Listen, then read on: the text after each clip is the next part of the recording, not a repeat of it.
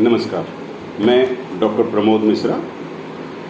पिछले वीडियो में हमने आहार से संबंधित नियम देखे थे। उन्हीं नियमों में कुछ और पूरक नियम जो भोजन से संबंधित नियम हैं उसकी बात करते हैं। जैसा कि आजकल भोजन में देखा जाता है कार्बोहाइड्रेट, प्रोटीन, फैट, वसा आदि आदि, लेकिन आयुर्वेद में इस तरह का कहीं वर्गीकरण नहीं है, क्योंकि एक ही चीज़ जिसमें कार्बोहाइड्रेट है, प्रोटीन है, फैट है और बहुत सारी चीज़ें उसमें भी कार्बोहाइड्रेट ही है, लेकिन उनके गुणों में बहुत अंतर होता है।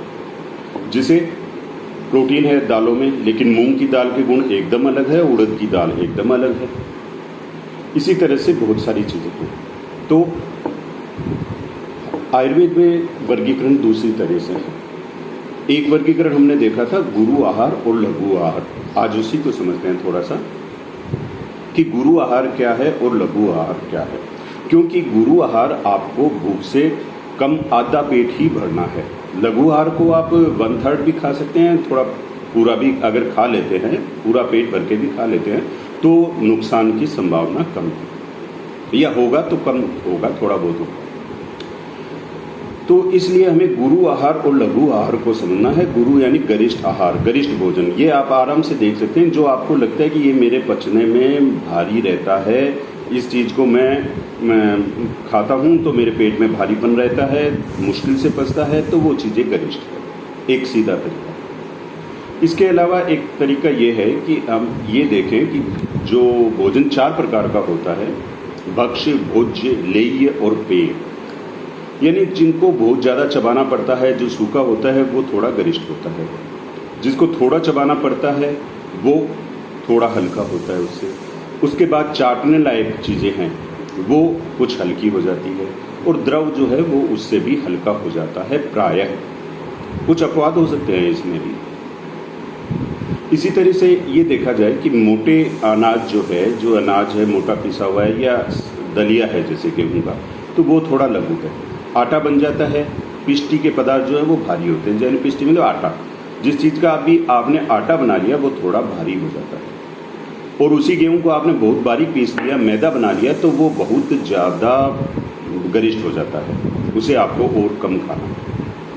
जैसा कि कुछ जगह ये देखा जाता है कि कुछ रोटी जो खाते हैं तो रोटी के बाद थोड़ा चावल खाते हैं, यानी वो पिष्टमय जो पदार्थ है उसको थोड़ा कम खा रहे हैं, और उसके बाद में साबुत जैसे चावल है और दलिया है, कुछ इस तरह की चीज़ें खा रहे हैं, वो उससे थोड़ा लघु है। तो वो परंपरा भी बढ़िया है।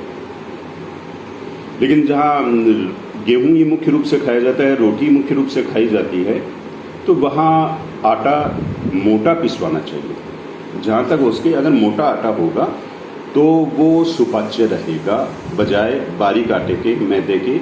और जो बाज़ार से बना बनाया आटा आ रहा है वो बहुत ज़्यादा बारीक आ रहा है, तो वो सही नहीं। तो ये कुछ सिद्धांत है जिससे आप गुरु लघु को तय कर सकते हैं।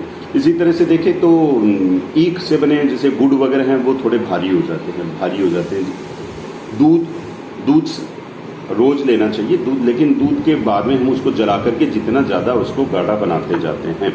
जैसे कि दूध की रबड़ी जो है वो गरिष्ठ हो गई, मावा जो और ज़्यादा गरिष्ठ हो गया है। तो ये जो चीज़ें हैं, छेना, ये सब भी गरिष्ठ है। तो ये गरिष्ठ भोजन थोड़ा कम ही लेना चाहिए। अब आता है दूसरी बात कि हमें क्या क्या चीज़ें हैं जो रोज़ नहीं लेनी चाहिए, जिसको यदा कदा तो खाया जा सकता है लेकिन रोज़ाना नहीं खाना चाहिए। जैसे रबड़ी, दूध से बनी हुई रबड़ी, छेना, पनीर, चीज़, ये चीज़ें रोज़ नहीं खानी चाहिए। दही भी रोज़ नहीं खाना चाहिए, अभी दही पे और बात करता हूँ मैं।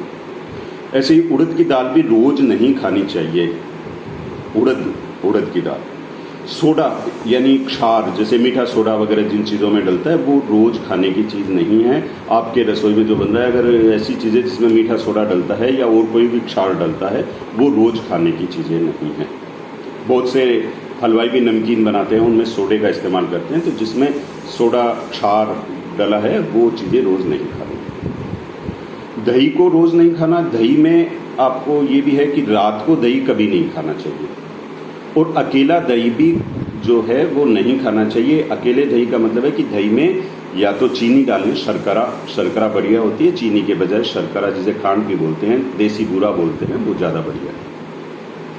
तो उसमें या तो घी होना चाहिए, शर्करा होनी चाहिए, या मूंग की दाल मिला सकते हैं दही में, या आप दही में आंवले का चूर्ण मिला सकते हैं। इन चीज़ों को मिला करके ही दही लेना चाहिए, और दही रोज नहीं लेना। और खास करके शरद ऋतु, ग्रीष्म ऋतु और वसंत ऋतु, शरद ग्रीष्म वसंतेषु प्रायशो दधिगर्हितम, तो इन 3 ऋतुओं में दही को नहीं खाना चाहिए। छाछ आप रोज ले सकते हैं, लेकिन दही के लिए मना है। आपको दही लेना है तो उसको आप अगर तक्र बना लेते हैं, उसका मंथन कर लेते हैं, मथ लेते हैं उसको अच्छी तरह से, तो फिर भी वो थोड़ा ठीक हो जाता है। और छाछ जिसमें से घी निकल चुका है, मक्खन निकाल चुके हैं, वो तो आप रोज ले ही सकते हैं, कोई दिक्कत नहीं। तो ये चीज़ें आप रोज ना लें। तो रोज कौन सी चीज़ें ले सकते हैं आप? साठी चावल, शाली चावल, मूंग की दाल, सेंधा नमक, आंवला, जौ का आटा, गेहूं के बजाय भी जौ ज़्यादा श्रेष्ठ है। उसके बाद गेहूं का नंबर आता है। इसके अलावा बरसात का पानी, देखिए पानी बरसात में जो आ रहा है वो सबसे बेस्ट है। पहली बरसात का पानी निकल जाए, जो उसमें केमिकल ज़्यादा हो वो निकल जाता है अगर, तो उसके बाद में जो बरसात का पानी है वो सबसे बेस्ट है। आपका आरओ वगैरह कोई भी उतना अच्छा पानी नहीं दे सकता। इसके अलावा जो है गाय का दूध रोज़ लिया जा सकता है, घी रोज़ लिया जा सकता है, द्राक्षा, मुनक्का जो बड़ी वाली किशमिश है उसे रोज़ ले सकते हैं, परवल रोज़ ले सकते हैं, दाड़िम का फल अनार रोज़ ले सकते हैं।